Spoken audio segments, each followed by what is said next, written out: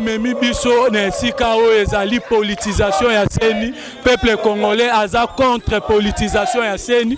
Nous avons suivi le processus électoral, son déroulement de 2006 jusqu'à 2018. Le constat est amer.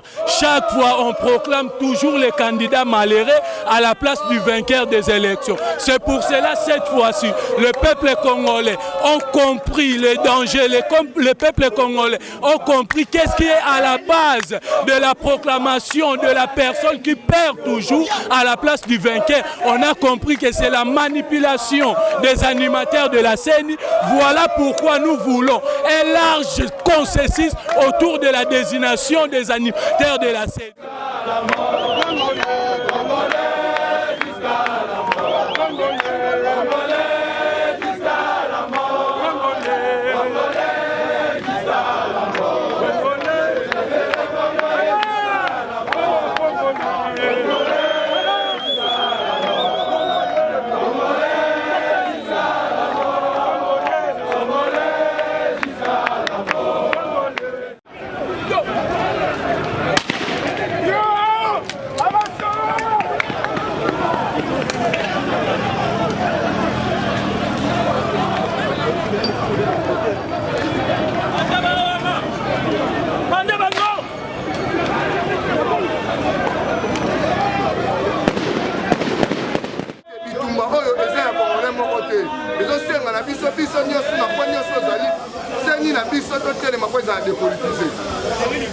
Shadracom TV.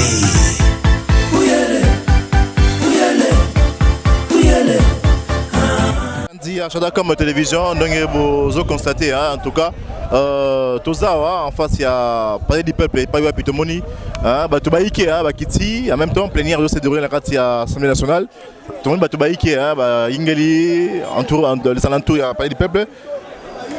Tout de couvrir bande Congo, bazo lokani et puis bazo manifester pour une toute bande Congo. Bonjour. Comment on dit? Conférence. Une conférence. Tout le monde est belé, simba papier. Tout le monde est animé même non. T'es pour la CENI. T'es pour la CENI. Bah il biso vérité. Ni les autres les karakati kuna. Bah il va escroquer biso. Mibi. Est-ce Fatou ana za Congo ta za Rwanda. Oui pour la CENI boy baso qui ni la CENI. Si que bolingi ni vraiment, je sais pas si vous rendez. To lingi ba lungo la bato baza na CENI wana ba tche na biso bato ba église. To za posa bato wana ba potisa ba lungwa. Voilà, tous en démonstration. Moi t'entends pas. Et là, quand on a parlé du peuple, surtout dans le peuple congolais à Liboé, Tolingi Seni est à la dépolitiser. Papa, Mboka Oyo et Mboka est à Chilombote. Toya Mama ya Kabila te Oya Salakango, Pochi Kabila Kamata Chilombolo, la Moana Musala, Atayawana Banda Okamba Biso Congolais. Papa, Likambo ya Seni to Boyango, Seni to Sengeli Motoyo à cause de la Katikati. Oh, Biso peuple congolais se retrouver ben terrain na Biso. Mbongo Chilombo alia Kamela, Keza Mbongo Biso Congolais, Aza voleur papa. To Boy qui moyibi na kati ya Congo. Papa, au moni Congo, les accoutumés, pour bandoka mata bande connaître banaka sinatia kana Seni, pour lobby ba yiba lisusu pouvoir ya peuple congolais. Papa, pas sur ton la na motema. Chilombo kanisa alongwe papa botine na ajinini 55 ans o Kabila pese mosala azaki na ndola tata na mama. Maintenant pas sur na lingi biso ba congolais to continuer kanango toujours. Te bana penza na bato bazo manifester baza banani. Les peuple congolais. Oh to bimina banda ko moto na ndako na elokola ngai soki na kanisi 18 ans à Kabila, na 3-5 ans bazo sa na Chilombo et ça les 23 ans. Papa, na aji nanga so na longo liango tala ba aji ni to alaki nango. Nani asali ke Congo to nyoka bezali Chilombo. Et puis na ko biselo ko mo ke Chilombo a congolais te. Kanganga mokola le papa na bisio. Soki Chilombo azala congolais nga sala peuple congolais bazo salate. Parce que Chilombo a congolais to na bisio ngo clair. Soki Chilombo a vrai congolais alinga sala bazo salate. Nde akoko nuire bisio boete. Oui, moi, Namboka, on a parlé du peuple. Parler wana na bien on parler du peuple. Yango peuple a réclamé loi wana. Loi wana ils allaient contester dès le départ. Loi ya Lutunula. Yango to kitiawa balingi basala pe fraude il y a 2006, 2011, 2018. Cette fois-ci, année oyo 2018, 2023, et qu'on les qualifie loi wana et qu'on les cate, yango na loba. Par preuve, Bobo Sanate, en Afrique, la parole a des effets. Depuis que Félix Aza na kiso ya Kibokonzi, asali makamni na mala masali. Et par preuve, coronavirus est lié. Coronavirus, éruption volcanique est lié. Awa, dépollution, rivière, ya Kasai est lié. Élection paix, et autres zelaye. Yango, population tant que victoire na ezalaki violé, yango a lobelaka victoire na ye ti le lot. À cause de l'autre côté, tant que aligné ko changer, à ko changer na changement. Nous toza wa toza réclamer Denika Dimawana. Aza même parti politique na le chef de l'État. Yango à cause de la télé sous na seni loi ya mboka ilobi ke président de la République à cause de la télé école moko na président ya seni. Yango toza réclamer. Alors on a appelé ça message na ba politiciens congolais nyonso. Pona nini bo soutenaka mabe. Pona nini bolinga ba honorer bino na mabe. Yango ba oyo ba sala politique modèle nini bozo sala oyo exemplaire nini. Tokolana bino o bana mike ba sala politique exemplaire nini. Bozo vous soutenez les mâles. Donc bozo soutenir les mâles. Siko ba o ba sala politique bana mike. Modèle nini bozo sala pour que bala na bino bozo l'exemplaire. Merci. Voilà. Merci beaucoup bande de commandants de comme télévision donc beau miracle landa. Ambiance swing musique on a parlé du peuple et puis on va revenir tout ça après pour nous parce que nous sommes au Tambola.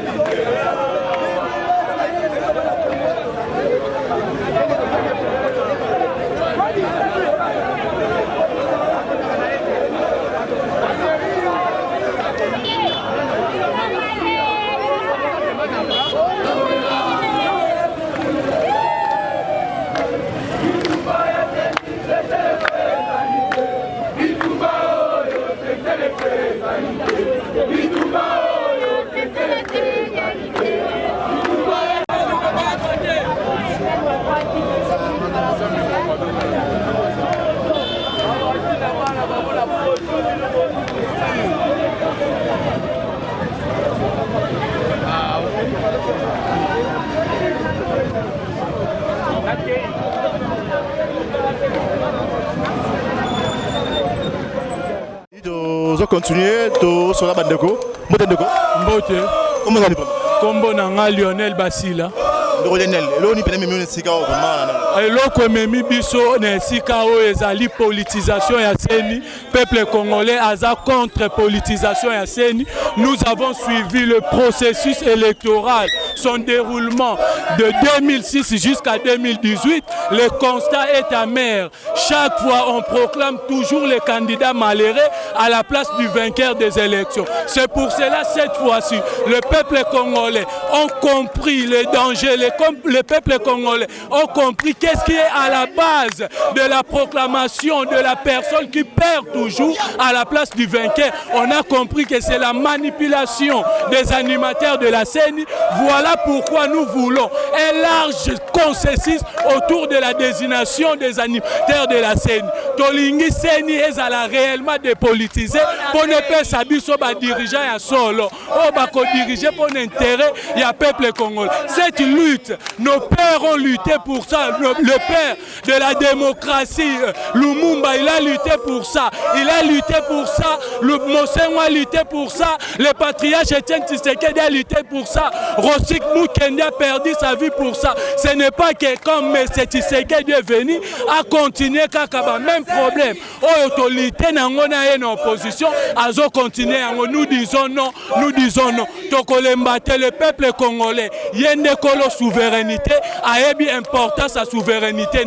Le pouvoir appartient au peuple. La RDC nous appartient tous. Voilà. La question que moi je voudrais en fait demander, c'est de savoir, c'est la personne de Kadima qui dérange bien ça parce que dès que Ponton va se retirer qui entre autres. Non, ce n'est pas la personne de Kadima. Nous savons tous que la personne de Kadima, c'est une personne très bien taillée pour proclamer Félix Tshisekedi vainqueur à 2023. Mais ce n'est pas lui qui dérange parce qu'il appartient déjà au passé. Mais ce qui dérange plus, c'est la loi, la façon dont on part aux élections. Cette loi, après avoir proclamé le président de la CENI, il y a toujours des morts. Nous ne voulons plus que les Congolais puissent être tués toujours pour les mêmes causes. Non, nous disons non. Cette fois-ci, ça doit changer. Faut-on revoir loi wana ya CENI, loi organique ya CENI, pour notre kende na maponami. Tozwa ba dirigeant au peuple et mon kaponi. Tozana posa te ba imposer biso ba dirigeant. Mais qu'est-ce qui rassure que des marches Nabino va aboutir parce que semaine passée, Boyaki va manifester qui et puis voilà, changement d'arrêté. Tout à fait, notre démarche ça va aboutir. Pourquoi? Parce que nous n'allons pas abandonner. Nous n'allons pas abandonner, nous irons jusqu'au bout, jusqu'à ce que la CENI sera totalement dépolitisée. Bamiko Sate, s'ils pensent qu'on vient ici pour badiner, on vient ici pour faire du n'importe quoi, ils ne peuvent pas nous prendre pour des idiots. Les Congos nous appartiennent tous, on paye les taxes, on paye les impôts. Et ça, verser de notre droit, nous ne voulons pas de cette CENI. Un point, c'est tout. Et c'est quoi la suite de l'activité d'aujourd'hui? La suite de l'activité d'aujourd'hui, si le président M. Mbosso ne répond pas favorablement à nos attentes, nous allons encore revenir la semaine prochaine. Nous n'allons pas abandonner. Voilà, merci. On profite pour ça. Donc, on a mort à bateau, on va manifester, on va malelo. Tout le monde pensa, parce que démarche au Kéti en Souka. Tozala kiawa jeudi passé. Le lope tozongi awa. Pona kobundela ekolo côté la politisation ya CENI. Tolobi boye. Toko bangelo côté, toko manifester pacifiquement. Na yango tolobi il nous faut large consensus autour de la désignation. Ya animateur ya CENI. Toboyi politisation ya CENI. Pour la profane est-ce que vous pouvez expliquer dans le langue de malam la politisation? Toboyi mais noir. Oyo bato bakolinga groupe moko ya per bato bazwa CENI en otage pour être ma ponomi en 2023 et ça la bonne expression ya peuple te mais expression ya groupe d'individus. Na yango biso ba mouvement citoyen tolobi ekosimba te et longo bongo la peuple congolais. Voilà, Bandeko Walandi à Shadakam télévision, tozu bongo baloba bandeko donc mais to koloba boy. Oyo ezali kaka basinyo. Oyo ezaka basinyo. Oyo ezaka basinyo. Kala mingi te to koloba sikoyo ba marché banda. Oyo ezali sitting ali pacifique. To sala action pacifique. To ali na nzala. To ko souffrir. Souveraineté à peuple mona kana maponomi. Et mona kana maponomi. To sala posa maponomi ya malamu. To sala posa changement la mboka. Na yango tolobi boye politisation ekosimba te. Politisation ekosimba te. Tolingi changement. Tokonyo kwa mo. Voilà, merci. Membre mouvement citoyen mon mboka ndeko ngobakisani. Bon, ngana za mwana mboka Pascal Famba. Toye awa na CENI. Parler du peuple pardon. Pona kosenga biloko oyo population a se retrouver. CENI ya solo ebongisa maponomi. Soki maponomi simanango misi bitumba. Simanango misi batu bakufa eza échec.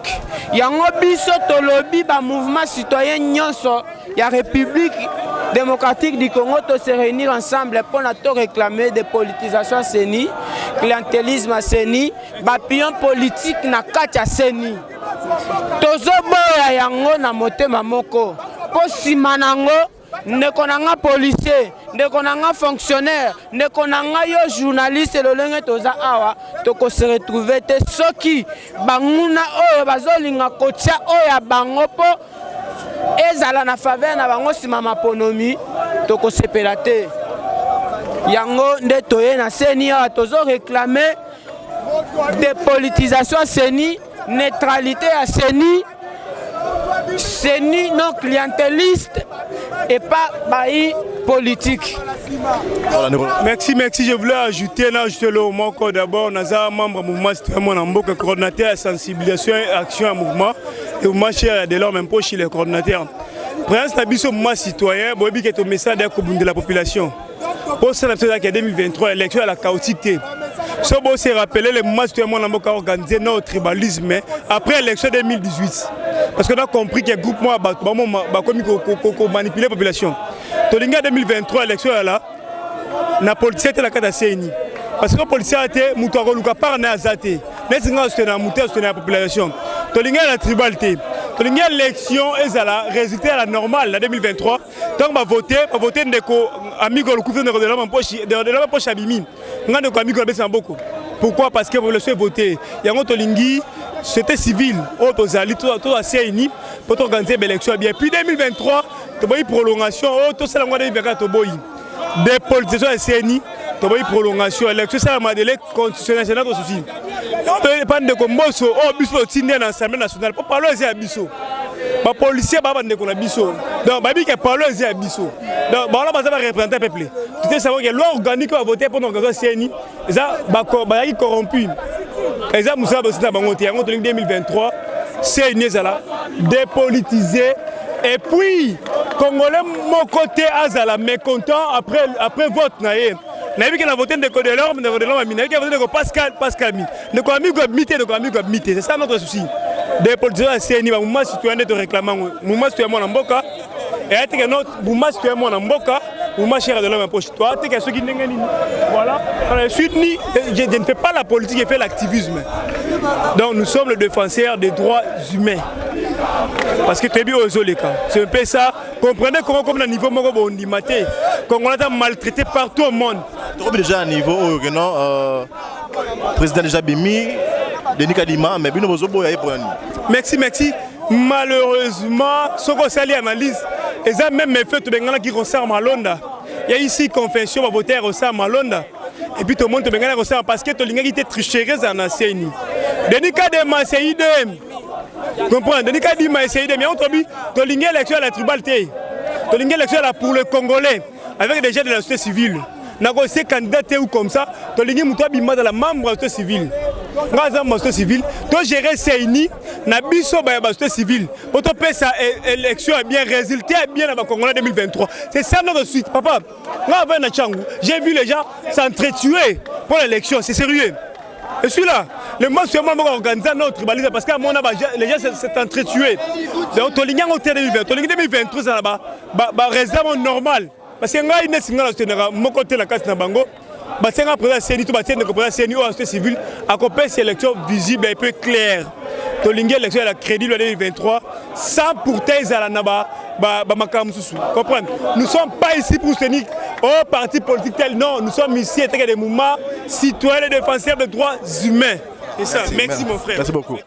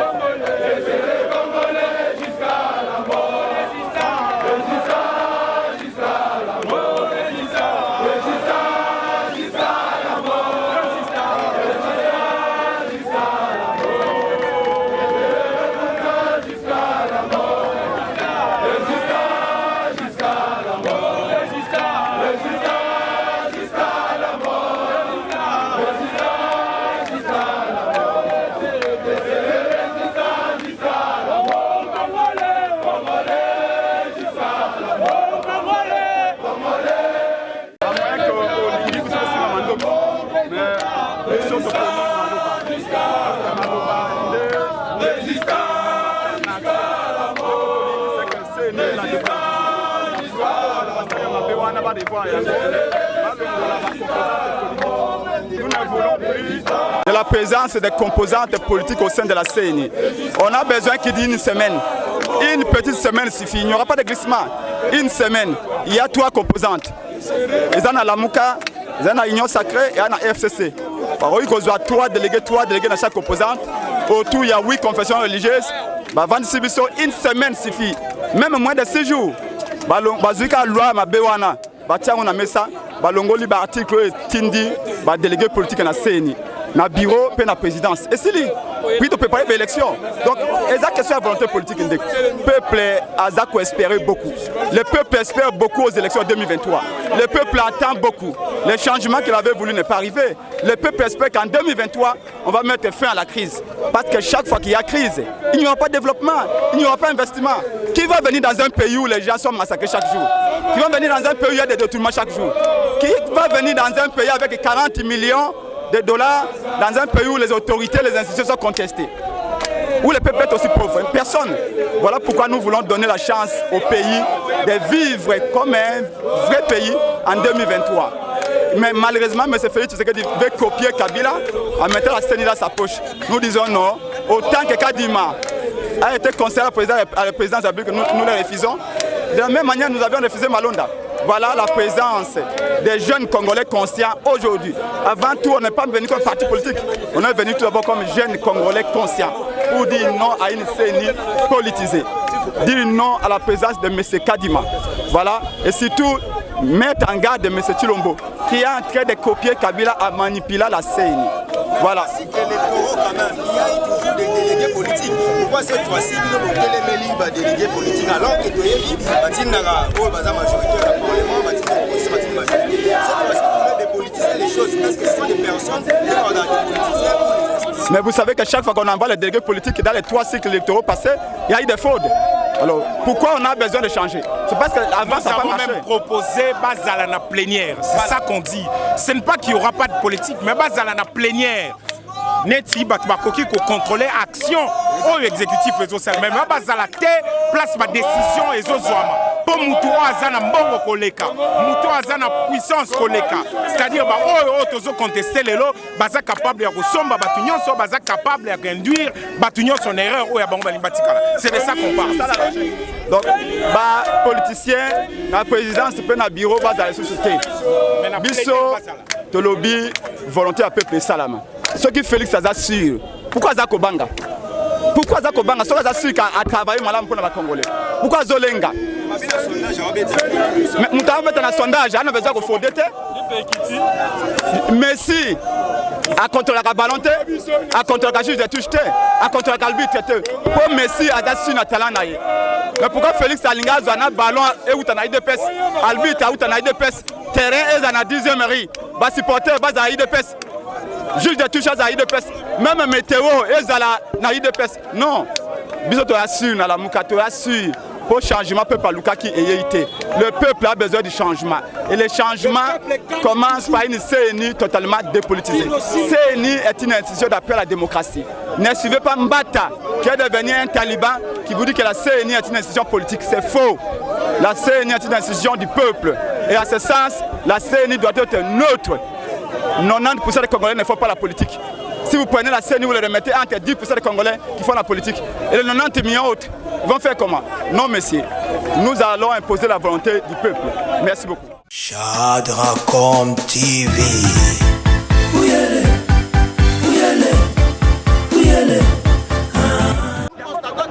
Avec le monsieur Kadima ici, il y a un peu de la politique qui est en train de se porter. Pourquoi? Parce qu'on a dit que le monsieur Kadima est Kimbanguiste. Mais les autres sont en train de confirmer qu'il n'est pas des Kimbanguistes, il est de ACK.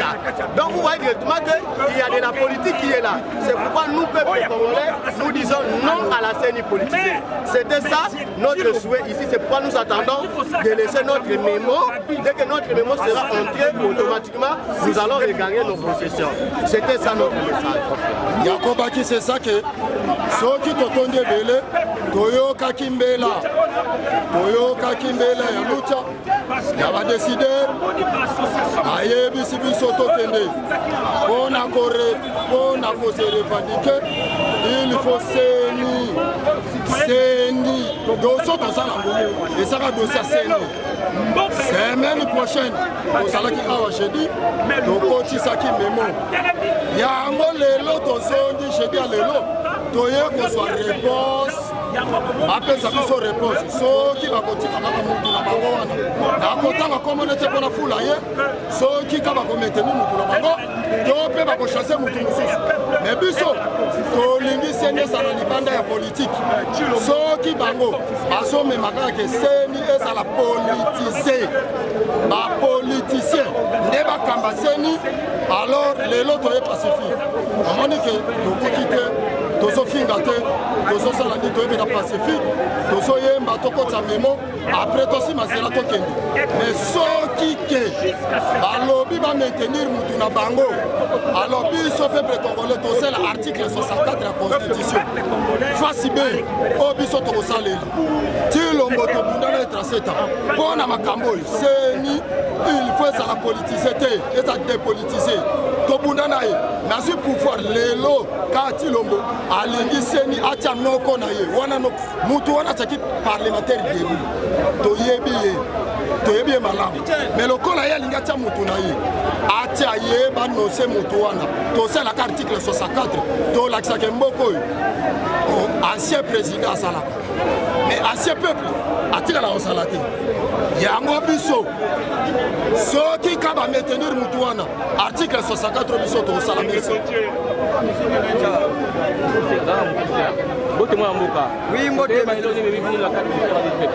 lelo toye awa toye koyebisa badepute oyo nyonso bazalaka koto mpo bazalaki vote par peuple te yango baye kosala mamu na bango mpo bazalaki nome yango bazosala mamu oyo na ndenge na bango biso toye mpo na seni tomonaka malade ya seni oyo ezala bande ebane yango fo balobaka nzete ebalana na kopola na misisa apres makasi ekauki biso fo tobala misisa seni eza wapi misisa élection na biso tozwaka rencontre ezala seni ya 2006 tosali population azwi élection apesi mutu vote na ye bango bazwi yango batripoche baye kotia mutu mosusu 2011 ndenge moko 2018 ndenge moko awa turo tolobi te biso tolingi na biso seni batiela biso mutu ya parti politique te toboyi seni ezala politise seni fo ezala dépolitise toboyi na biso bango so basalaka mpo na population bayoka oyo ya population azoloba population azotelemela bango oyo basala kuna eza mpo na biso moko te bana na bango mpo baza bakongolais oyo tozosala oyo nyonso ozaka na kati ya congo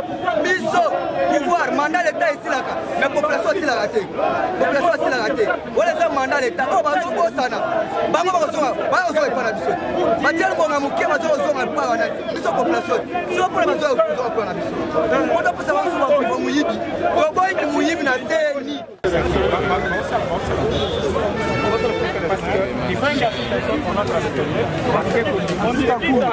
avec l'unité qui gère tout ça, qui est capable de donner les messages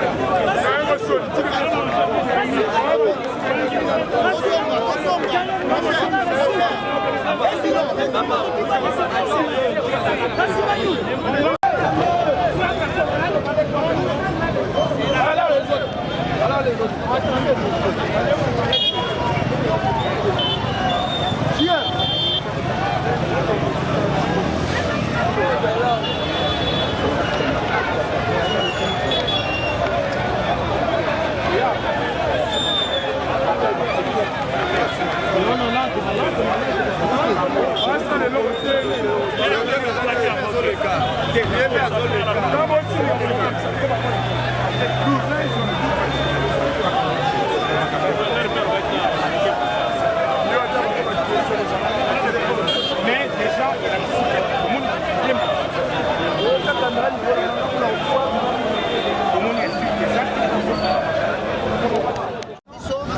Zela ya Mwadi Kayembe kotiela biso na pont ya Lubishi Mukunda na Chapo bato wana bakatisaka na bashi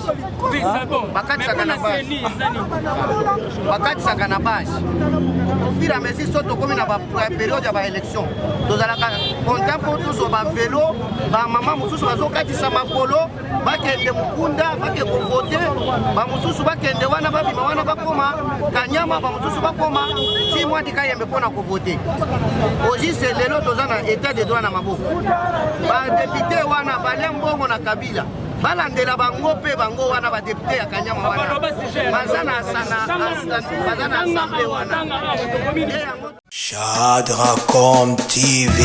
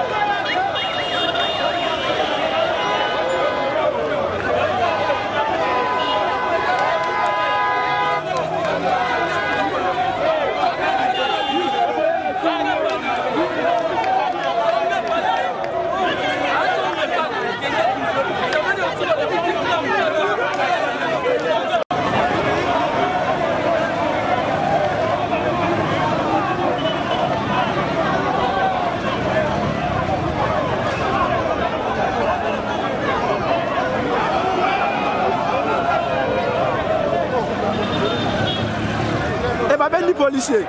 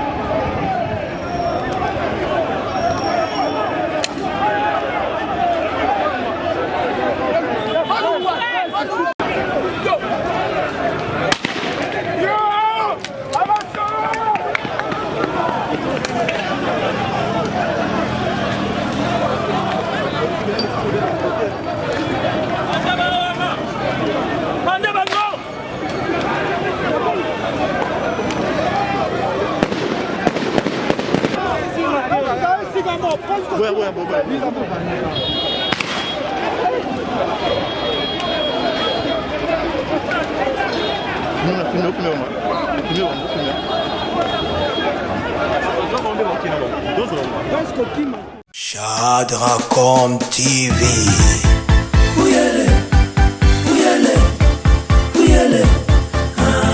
Bande Kolandia, Shadracom Télévision, comme bien un reportage de Mourouelo, le reportage de l'Engeni, le mouvement soigné Bastangana qui accompagné dans ma partie politique, nous sommes pour manifester contre politisation et assaini, alors vous avez pu voir comment nous avons recueilli quelques avis des uns des autres.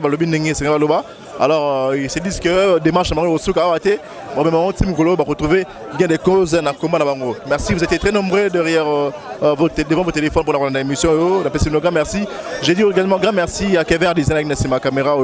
Je dis grand merci au boss Chadrik Kassomo, dans l'équipe on a pour son émission.